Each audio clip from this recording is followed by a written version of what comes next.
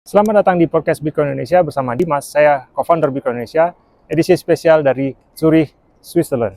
Saya akan membahas mengenai refleksi perkembangan Bitcoin di tahun 2024, prospek di tahun 2025, dan bagaimana Bitcoin dapat menjadi solusi atas tantangan global yang akan kita hadapi di masa depan.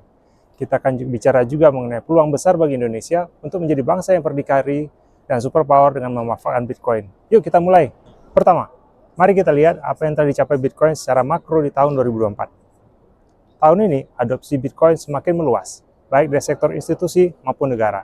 Contohnya, semakin banyak bank sentral yang mengakui Bitcoin sebagai aset cadangan digital. Negara seperti El Salvador terus memimpin dengan menggunakan Bitcoin sebagai mata uang resmi, dan semakin banyak negara berkembang mulai mengintegrasikan Bitcoin dalam sistem finansial mereka. Lalu, bagaimana dengan outlook Bitcoin di tahun 2025? Ada beberapa tren besar yang perlu kita perhatikan. Pertama, adopsi massal.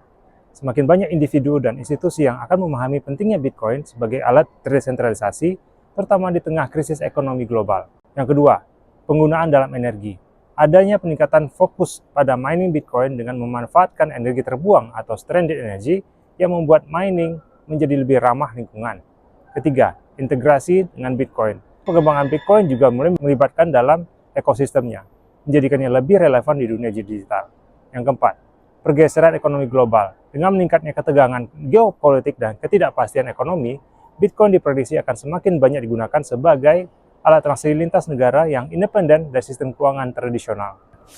Menurut generational theory Neil Howe dan gagasan dari Ray Dalio tentang changing world order, kita berada di ambang ketidakpastian global antara tahun 2025 hingga tahun 2028. Dunia menghadapi tantangan besar seperti hutang yang terus membengkak, resiko konflik geopolitik, dan potensi krisis ekonomi global. Di tengah situasi ini, Bitcoin hadir sebagai solusi. Mengapa?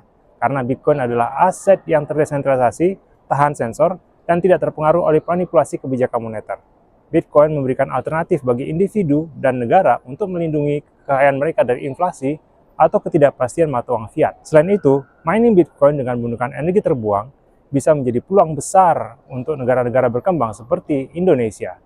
Energi yang selama ini tidak terpakai atau terbuang percuma dapat digunakan untuk menghasilkan aset digital dengan nilai tinggi, yaitu Bitcoin. Saya ingin mengajak seluruh bangsa Indonesia untuk melihat peluang besar ini. Indonesia memiliki sumber energi terbuang yang melimpah, seperti gas flare dan eksplorasi minyak atau energi terisolasi di daerah-daerah terpencil. Dengan memanfaatkan teknologi mining Bitcoin, kita bisa merubah energi yang tidak terpakai menjadi aset strategis untuk masa depan. Ini bukan hanya soal tentang teknologi, ini adalah sebuah langkah strategis untuk menjadikan Indonesia negara superpower yang berdikari.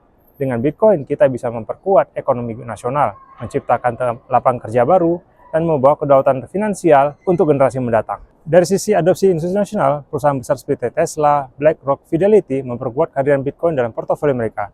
Bitcoin juga semakin diakui sebagai lindung nilai terhadap inflasi dari ketidakstabilan ekonomi, terutama di negara-negara yang mengalami devaluasi mata uang secara masif.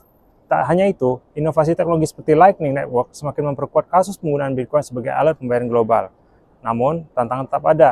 Regulasi masih menjadi salah satu kendala, terutama di negara-negara maju seperti Amerika Serikat dan Uni Eropa.